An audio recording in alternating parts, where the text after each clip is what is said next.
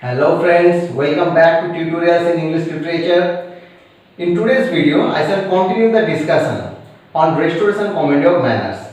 In the last video, I discussed the term Comedy of Manners, the historical context in which Comedy of Manners developed in Restoration England and its salient features. In today's video, I shall discuss about the prominent dramatists who were associated with Restoration Comedy of Manners and the reasons of its decline at the beginning of 18th century. Let us begin our discussion. Restoration Comedy of Manners peaked twice. First in the middle of 1670s when it was mainly an aristocratic extravaganza. And then for almost 20 years there was no significant work in the mode of Comedy of Manners. The Comedy of Manners arose again in the middle of 1690s and at that time it appealed to a wider audience. Comedy of Manners in its first phase was an aristocratic comedy. It depicted the life at court and it frankly celebrated the macho sexual life of the aristocrats. The most prominent dramatists of this phase were Sir George and William Wycherley. Sir George has been credited for creating the comedy of intrigue. He is very well known for his wit, simple style, and his immortal creation of fops and dandies. His first play, The Comical Revenge or Love in a Tub, was a parody of the contemporary culture. It made him famous and gave him entry into the world of London aristocracy. He was praised for his mixture of heroic couplet and comic scene in this play. His next play, She Would If She Could, was not a success on stage, but that is mainly because of the lackluster performance by the actors. His third and most popular play, The Man of Mode or Self-Happling Flutter, was the wittiest of all of his plays. In this play, he has investigated the aristocratic libertinism. This play was very popular because some of its characters are modeled on the real life character. For example, the hero is modeled upon Earl of Rochester, who was a restoration rake, a courtier and a poet. The next dramatist of our discussion is William Wycherley. William Wycherley's satirical plays criticize the contemporary culture of Restoration age. In spite of this harshness, his plays were very popular in Restoration England. His first play, Love in a Wood or St. James Park, was an instant success and established him as a fashionable writer and wit. His second play, The Gentleman Dancing Master, was a disappointment. His third play, The Countrywife, is regarded as the most obscene of all Restoration comedies, but it is at the same time a very well written play. In the play, there are two plot elements. The first one is the plot of a rake for pretending as a important so that he can get chance to have affair with the married woman. In the second plot element, we find a young, inexperienced country wife entering into the world of London and discovering its pleasure, its joys, especially in relation with the young aristocratic men of London. Due to its sexual explicit plot and dialogue. The play was kept off stage and out of print for a long time. His last play, Theplain-dealer, was very influential. This play was modelled on Moliere's The Misanthrope. This play was praised by famous theatre critic John Dryden and John Dennis. Voltaire adapted his play The Prude on Theplain-dealer. In this play, the character of Manly is very famous and it gave fame to Wycherley, and even Wycherley was called the Manly Wycherley according to the name of the protagonist of this play. Now let us look at the second phase of Restoration Comedy of Manners. The two most prominent dramatists of this phase was William Congreve and Sir John Vanbrugh. William Congreve is regarded as the master of the comedy of manners. He gave shape to English comedy of manners with his witty dialogue, his satirical portrayal of the war of the sexes, and his ironic comment on the contemporary affectations. His first play, The Old Bachelor, was an immediate success, but his masterpiece, The Way of the World, was not a success on the stage. The main reason for it is that the public taste was changing at that time.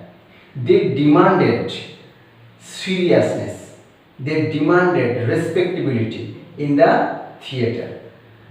For that reason, comedy of manners was also changing to a different direction that we can find in Congreve's play. So Congreve's The Way of the World is regarded as the most beautiful flower in the garden of comedy of manners. Congreve's view of love is very clear in this play. Like other restoration comedies, in the plays of Congreve, love and money are the main theme, and they are often complicated by the parental opposition. But Congreve has viewed love from a rationalistic point of view, and that is very far away from the lecherous concept of love. Love without money is a problem, and money without love is the goal of a cynic, not the aim of Congreve's protagonist. So Congreve is not sentimental about love. He hates the sentimental idea about love. He also hates the way the lover lose their identity. He insists that the lovers should keep intact their integrity as an individual. So according to Congreve, love is not metaphysical, love is not sentimental, love is also not sacrificial, love is never carnal. So love includes, according to Congreve, mutual respect, dignity, mutual understanding. We can find in Congreve's Way of the World's Proviso scene, the hero Mirabel and the heroine Millamant are discussing with each other before marriage how should be their life after marriage, and that is something new. So in this way, Congreve has tried to change the bustling, merry, aristocratic atmosphere of comedy of manners. The last dramatist of our discussion is Sir John Vanbrugh. John Vanbrugh was a famous architect. He also worked for East India Company in their trading post in Surat in Gujarat. He was also very politically active, a supporter of the Whigs, and he also was a great supporter of the feminist cause. He supported the rights of women, especially the married women. For that reason, John Vanbrugh had offended a large section of Restoration society, and he was one of the prominent targets in Jeremy Collier's pamphlet, The Short View of the Profaneness and Immorality of English Stage. So John Vanbrugh, the first play Relapse, is about the justice of women's condition after marriage. His second play, The Provoked Wife, is a kind of restoration problem play in which he has depicted the life of a woman trapped in an abusive marriage. In that play, Vanbrugh also has drawn our attention to the complexity and problem of divorce and separation. So though the dramatists were changing themselves, this comedy of manners was going out of favor of the audience, and gradually comedy of manners disappeared from the stage at the beginning of 18th century. And in that place we find the sentimental comedy, which offers moral exemplar and respectability. But there are some other interconnected reasons. The first reason is that the amalgamation of two theatre companies, the company of Thomas Kilview and Sir William Davenant. When the London stage became a monopoly, there was a sharp decline in the new production. The second reason is the glorious revolution of 1688 that brought William and Mary to the English throne. They both disliked theatre. The third reason is the establishment of the Society for the Reformation of Manners, and it soon started to send lawsuits to the dramatists who deemed to offend the public decency. The next reason was that in 1696, Lord Chamberlain decided to censor any play before giving it license.